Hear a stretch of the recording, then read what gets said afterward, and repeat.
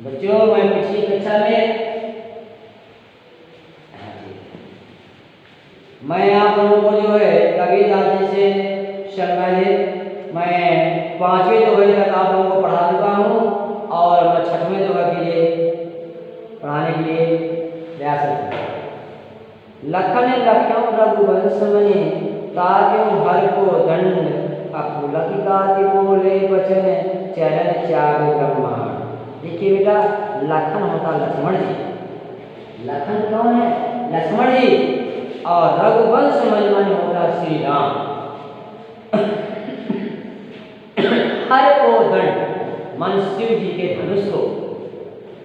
देखिए, लखन लखन रघुवंश मनि ताक्यों हर को दंड अपुलक गाति बोले बचन चरण चाप ब्रह्मांड। कहने का यही तात्पर्य है कि लक्ष्मण जी ने जब देखा कि श्री राम जी के शिव धनुष को तोड़ने के लिए उसकी ओर ताका तो पुलकित होकर के वहाँ जो सभा में लोग इकट्ठे हुए थे वो सब प्रसन्न होकर के वो ब्रह्मांड को चूमते हुए अर्थात अपने चरणों में दबाते हुए और इस प्रकार कहने लगे। लक्ष्मण जी कहते क्या है कि दिस कुंजरहु कमठ नहीं कोला धरनी धरि धीर न डोला। कहने का था लक्ष्मण जी बोले, हे दिग्गजो, देखिए बेटा, दिस कुंजरहु होता है दिग्गज और कमठ होता है कच्छप, आई मानो शेषनाग, कोला माने होता बारा। कहने का लक्ष्मण जी बोले, हे दिग्गजो, हे कच्छप, हे शेषनाग, हे बारा, धीरज धारकर पृथ्वी को थामे रहो जिससे ये हिलने ना पावे, जिससे ये हिलने धरण धर धीर डोला, जिससे ये हिलने न पावे। राम चाहे शंकर धन तोरा हो सजल पुनि आयस मोरा। देखिए बच्चों, कहने का तात्पर्य श्री रामचंद्र जी शिव जी के धनुष को तोड़ना चाहते हैं। श्री रामचंद्र जी जो है शिव के धनुष को तोड़ना चाहते हैं।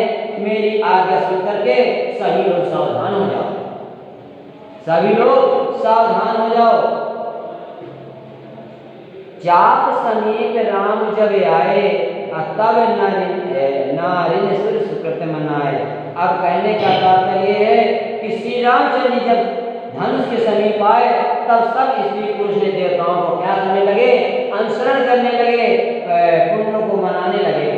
और फिर क्या हुआ? और नर नारी सुकृत मनाए और अपने सभी देवताओं को क्या करने लगे? स्मरण करने लगे, मनाने लगे, उनसे विनती करने लगे। सब कर संसम और अज्ञानो मंद महीपन करे मानो। कहने का बच्चों, कहने का यही तात्पर्य है कि सबका संदेह और अज्ञान, नीच राजाओं का ईमान, परशुराम जी की गर्वी गर्दा और देवताओं और श्रेष्ठ मुनियों की कायरता या भय, सीता जी की सोच। और कहने का यही तात्पर्य है बच्चों कि सब कर संसम अज्ञानो अमंद मही बन करे अभिमानो अभ्रगपति केरी जरब गलवाई और सर्व मुनि के गजराई। कहने का तात्पर्य है कि सभी राजा महाराजाओं जिनके अंदर ये संशय भरा हुआ था, इस संशय को दूर करने के लिए वो श्री रामचंद्र जी जो धनुष की ओर बढ़ते हैं। अस्सी कर सोच जनक पछतावा और रानी ने कर दुख पावा। और कहने का तात्पर्य है जनक जी के इस पश्चाताप को देखते हुए श्री रामचंद्र जी जो है आगे बढ़ते हुए दुख को दूर करने के लिए असमुचाप बढ़ विबोहित पाई अचढ़े जाय सत्संग बनाए। और भगवान राम अपने इस आसन से इतने तेजी से धनुष की तरफ बढ़ते हैं, कोई नहीं देख पाता और तुरंत जो है धनुष को अपने हाथ में उठा लेते हैं। अचढ़े जाय सत्संग बनाए और सब के सब जो है एक जैसे खड़े रह जाते हैं। उन्होंने ये नहीं समझा कि धनुष ने कि श्री रामचंद्र जी ने धनुष को कब उठाया और कब उसकी डोरी को चढ़ाया। राम बाहुबल सिंधु अपार अचहत पाल नहीं को कर रहा हूँ। कहने का तात्पर्य रामचंद्र जी बड़े बाहुबल के माध्यम से, इस अपार सागर के माध्यम से जो धनुष को उठा करके तोड़ दिया। अचहत पाल नहीं को कर रहा हूँ। और कहने का तात्पर्य है कि वहाँ कोई कहने का ये था कि श्री रामचंद्र जी भुजाओं को अपने बल रूपी अपार समुद्र को पार जाना चाहते थे, परंतु वहाँ कोई केवट नहीं था, क्योंकि समुद्र को पार भी करना चाहते थे, क्योंकि वहाँ कोई केवट भी नहीं था। देखिए बच्चों, बाहुबल सिद्ध में रूपा और अलंकार का प्रयोग किया गया है। बच्चों, अब मैं आप लोगों को 7वां दोहा पढ़ाने जा रहा हूँ। राम बिलो के लोग सबे चित्र लिखे से देख, अचित से कृपायत ने जाने विकल विकल विशेष। अब देखिए बच्चों, चित्र देख क्या होता है, स्त्रियां करती हैं। वहाँ जो सभा में उनके सीता जी के माता पिता, उनके रिश्तेदार जो भी एकत्रित हुए थे, तो उन्हीं के बारे में यहाँ सब बताया जा रहा है। श्री रामचंद्र जब धनुष को आगे बढ़ते हैं, वो उसी समय का यहाँ वर्णन बताया जाए। राम बिलोगे लोग सब चित्र लिखे से देख, अचित से कृपायत जाने विकल विशेष। देखिए बच्चों, जब भगवान श्री रामचंद्र जी जो है धनुष की ओर बढ़ते हैं, कि धनुष की ओर बढ़ते हैं उनको तोड़ने के लिए, तो उनके जो राजा जनक और वहाँ उनके जो रिश्तेदार एकत्रित हुए थे, उन सब के को चित्रों के समान देख करके और उस धनुष की ओर बढ़ते हैं। चितई से कृपायत जाने विकल विशेष, और माता सीता जी के चेहरे को विकल दुखी देख करके और उस धनुष की ओर बढ़ जाते हैं। देखी विपुल विकल वैदेही, अन्य में से बिहात कलप समते ही। देखिए बच्चों, कहने का यही तात्पर्य है, श्री रामचंद्र जी ने जानकी जी को बहुत ही व्याकुल देखा, और एक बार एक क्षण करके उन्हें एक समय जो वर्षों के समान व्यतीत हो रहा था, बना दिया जाता। हाँ, तो देखिए बच्चों, मैं आप लोगों को बता रहा था कि राम जाने विकल विशेष। देखिए, कहने का यही तात्पर्य है, जब श्री रामचंद्र जी सब लोगों की ओर देखा, क्योंकि जो सीता जी के, जनक जी के पारिवारिक जन लोग वहाँ एकत्रित थे उस सभा में, उन सबको चित्र में लिखे हुए से देखकर उन्हें ये देख समझ में कि सब लोग चित्र में उन्हें दिखाई दे रहे हैं। और फिर भगवान श्री रामचंद्र जी ने सीता जी की ओर देखा और उन्हें बहुत व्याकुल जाना, उन्होंने बहुत व्याकुल जाना। फिर आगे क्या है, देख भी बोले विकल वैदेही, अन्य से बिहात कलप समते हैं। श्री रामचंद्र जी ने जानकी माता अर्थात सीता जी को बहुत व्याकुल देखा, अन्य से बिहात कलप समते हैं। उनका एक एक क्षण जो है वर्षों के समान व्यतीत हो रहा था कि भगवान राम कब इस धनुष की प्रशंसा को चढ़ाएंगे। अब कहने का था, अत्र सिद्धि पारिपिन जो तन त्यागा, अम्बे का सुधा करागा। कहने का यही तात्पर्य बच्चों, ये प्यासा आदमी पानी के बिना शरीर अगर छोड़ देता है, ये प्यासा आदमी जो है पानी के बिना यदि शरीर को छोड़ देता है, अगर उसके मर जाने पर अमृत का तालाब भी उसे क्या करता है, क्या करेगा। अगर वो प्यासे पानी की अगर मर जाता है, तो बाद में उसे अमृत बरसाने से, अमृत पिलाने से क्या फायदा। देखिए, काबर सासर कृषि सुखानी, असमय चुके पुण्य का पछतानी। देखिए बच्चों, कहने का यही तात्पर्य है कि अगर सारी खेती सूख जाती है, तो वर्षा किस काम की हो रही है। अगर हमारी सारी फसल अगर सूख जाए, बारिश ना हो, तो फिर बाद में अगर पानी बरसता है किस काम का। हाँ, तो देखिए बच्चों, समय चुके पुण्य का, पर किसके पछताने से कोई लाभ नहीं होता। आस जिए जान की देखी, अप्रभु कुल के लगी प्रीति विशेषी। मन में ऐसा सोच करके श्री रामचंद्र जी ने सीता जी की ओर देखा और उनका विशेष प्रेम देख करके वो क्या हो गए, प्रसन्न हो गए, पुलकित हो गए, गदगद हो गए। अब देखिए, अब गुरु ही प्रणाम मन ही मन कीना। जब तब जो है श्री रामचंद्र जी ने अपने गुरु के शब्द को मन ही मन प्रणाम करके उस धनुष की ओर बढ़ते हैं। अति लागो उठाई धनु मीना, और बड़ी फुर्ती से जो है धनुष को उन्होंने अपने हाथ में उठा लिया। अब देखिए अध्याय में क्या दामिन जिमी जिमी जग लयऊ अपनी नव धन मंडल सम भयऊ। जैसे ही भगवान राम ने उस धनुष को अपने हाथ में उठा लिया तब ये धनुष जो बिजली की तरह चमका, फिर आकाश मंडल में क्या हो गया, गर्जना करने लगा। और अपनी नव धन मंडल सम भयऊ, और कहने का तात्पर्य ये है उसको जैसे धनुष को हाथ में लेते हैं और चढ़ाते हैं, जोर से खींचते हैं तो किसी ने नहीं देखा। लेते चढ़ावत खैचत गाढ़े काहू न लखा देव सब टाढ़े। जब भगवान राम श्री धनुष को प्रत्यंचा को हाथ दूरी चढ़ाते हैं तो वहाँ खड़े हुए व्यक्तियों को कोई भी नहीं छू देख पाए उन्होंने कब चढ़ाया, कब इसके धनुष को तोड़ा। अते क्षण राम मध्य धन तोरा अभरे भुवन धुरी घोर कटोरा। तब कहने का तात्पर्य है कि उसी क्षण ने श्री राम ने धनुष को बीच से तोड़ दिया।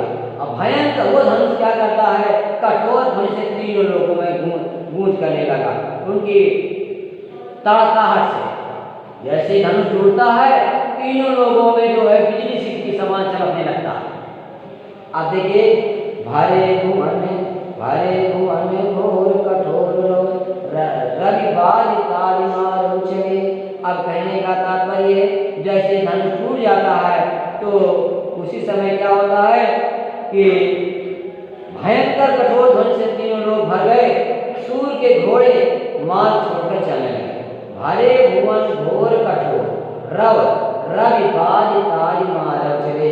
कहने का तात्पर्य है जब भगवान श्री राम ने धनुष को तोड़ दिया तो भयंकर कठोर ध्वनि से तीनों लोग भर गए। जैसे उसकी ध्वनि टंकार हुई, हमारे टंकार भी हुई, तीनों लोगों में आवाज फैल गई। असुर के घोड़े जो है मार्ग छोड़कर चले चलने लगे। और फिर चिक्करहि दिग्गज डोल मही अयपोल कुरोम कलमले। दिग्गज चिघाड़ने लगे, धरती उड़ने लगी, शेष बराह कच्छप कलमला उठे। शेष बराह कच्छप ये क्या करें, कलमला उठे। और फिर क्या होता है, सूर्य असुर मुनि कर कान की दीने सकल विकल विचारे। और कहने का यही तात्पर्य देवता राक्षस और मुनि कानों पर हाथ रखकर सब व्याकुल होकर विचारने लगे। देखिए सारे देवता राक्षस मुनि जैसे धनुष टूटता है सब लोग अपने कानों पर हाथ रख करके व्याकुल होकर के सोच विचार में पड़ गए कि बताइए कोमल जैसे हाथ वाले भगवान श्री राम ने धनुष को कैसे तोड़ दिया, हम तो अपने आप को बहुत बलशाली समझ रहे हैं। कोदंड खंड राम तुलसी जयति वचन उचारे। अब आगे देखिए बच्चों, तुलसीदास जी कहते हैं कि जब सबको निश्चय हो गया कि श्री रामचंद्र जी धनुष को तोड़ डाला तब सब श्री रामचंद्र जी की जो है जय जयकार करने लगे। बोलो श्री रामचंद्र जी की जय। देखिए अब आगे बच्चों मैं आप लोगों को जो है बनपद, ये बनपद क्या है, जब भगवान राम को उनके पिता दशरथ ने उनकी माता कैकेयी ने वनवास दिलवा दिया तो जब वो वनवास के लिए जा रहे थे तो कुछ ग्रामीण स्त्रियां जो है अपने आप में वार्तालाप करती हैं। ये उसी समय का एक वर्णन बताया जा रहा है। पुरते निकसी रघुवीर वधु धर धी धरे मग में जग गए। जल की भरी भाल कनी जल की कुटी सूख गए मधुरा धर गए। फिर बूझते हैं चरणों अभिकेत की पर्ण कुटी करी हम गीत हैं। तेगे लगी आतुरता की आँखियाँ यदि चार चली जल है। देखिए कितना अच्छा वर्णन बताया जा रहा है कि जब सीता जी जो है श्री राम के पीछे पीछे चल देती हैं तो ये उसी समय का रास्ते का वर्णन बताया जा रहा है कि गोस्वामी तुलसीदास जी कहते हैं कि श्री राम जी की वधू अर्थात सीता जी वन को जाते हुए राम लक्ष्मण के साथ नगर अयोध्या से बाहर निकली और धैर्य धारण कर रास्ते में कुछ कदम भी रखे अर्थात पूर्ते निसी रघुवीर वधु धर धीर धरे पग में डूबे। कहने का तात्पर्य है कि जब श्री रामचंद्र जी जो है श्री राम की वधु सीता जी जो जब वन को जा रही थी उसी समय जो राम लक्ष्मण के साथ जैसे श्री माता सीता अयोध्या से बाहर निकली और धैर्य धारण कर रास्ते पर कुछ कदम ही रखे थे अर्थात कुछ दूर ही सीता जी चली थी कि परिश्रम से उत्पन्न थकान के कारण और पूरे माथे पर जो पसीने की बूंदें जो है सीता जी के झलकने लगी। झलकी भर भाल कली जल की कुट सूख गए मधुराजन। कहने का तात्पर्य है कि उनके माथे से जो है पसीने की बूंदी झलकने लगी और उनके होंठ जो है सूख गए, मारे प्यास के मारे उनके होंठ सूख गए। फिर पूछत है चलो अब कितकी पर्ण कुटी कर यहाँ कितकी। आप कहने का सीता जी श्री राम से पूछती हैं कि अब कितनी दूर और चलना है, अब कितनी दूर है कहते हैं प्रियवर अब कितनी दूर चलना है, अब कितनी दूर चलना है तथा रहने के लिए पर्णकुटी कहाँ पर बनाओगे, हमें वो कुटिया कहाँ बनाना है। चलनो अब की पर्णकुटी कर यहाँ कितकी, अब हमें वो पर्णकुटी कहाँ बनाना है। दिए के लकिया तोता की आखियाँ यदि चारों चली जल है। अब कहने का तात्पर्य है किस प्रकार पत्नी सीता जी की जो है व्याकुलता को देखकर पति श्री राम की सुंदर आंखों में आंसू बहने लगे। आंसू ने इसलिए गिरने लगे कि कहाँ तो महलों के सुख कहाँ अब बन के कष्ट सीता जी ने कैसे सहन कर सकती है कि जहाँ राजभवन में सुख चाहने वाली सीता बताइए अब इस रास्ते पर ये मन में कहाँ सहन कर पाएगी। इस कारण जो उनकी आंखों से जो है आंसू निकलने लगे भगवान श्री राम के। देखिए बच्चों अब मैं काव्य सौंदर्य के बारे में आपको बताऊंगा कि प्रस्तुत सवैया ने अपने सीता जी की सुकुमारता का बहुत ही सुंदर चित्रण किया है। सीता जी विद्यमान के असीम प्रेम की बहुत ही सुंदर अभिव्यक्ति हुई है। भाषा विभाषा शैली मुक्त एवं चित्रात्मक है। छंद सवैया रस श्रृंगार गुण प्रसाद गुण है। अलंकार अनुप्रास है। सच सच लक्षणा एवं व्यंजना है। देखिए बच्चों मैं आज आप लोगों को इतना पढ़ाया और मैं अगले क्लास में आप लोगों को जो वनपत्र में दूसरा पढ़ाऊंगा, इसलिए जो भी आपको समस्या हो तो व्हाट्सएप के माध्यम से मैं जरूर अवगत करा के रहना। इस कोरोना के कठिन परिस्थितियों को गुजरते हुए हमें जो है अपने समय को देखते हुए हमें मेहनत के साथ हमें पढ़ाई करना होगा, जिससे हम अपने लक्ष्य को जो है मंजिल तक पहुँच सकें। धन्यवाद। बनता है बनता है।